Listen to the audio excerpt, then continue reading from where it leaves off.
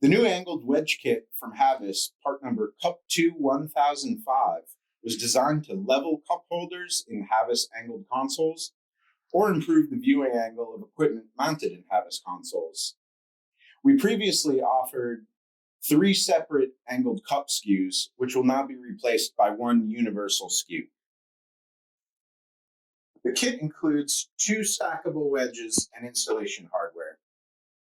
There's a 5-degree wedge, a 10-degree wedge, or they can be stacked together to form a 15-degree wedge combination. Installation is simple. Either wedge can be screwed individually into the console's extrusion, or they can be stacked and assembled together. The wedges will accept Havis self-adjusting cup holders, part numbers Cup 2-1001 or Cup 2-1004. They'll also accept the old non-self-adjusting style, which is part number C-Cup 2-I, and those are sold separately.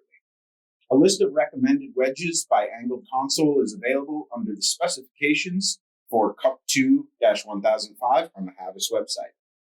Angled wedges will also accept Havis 4-inch equipment brackets.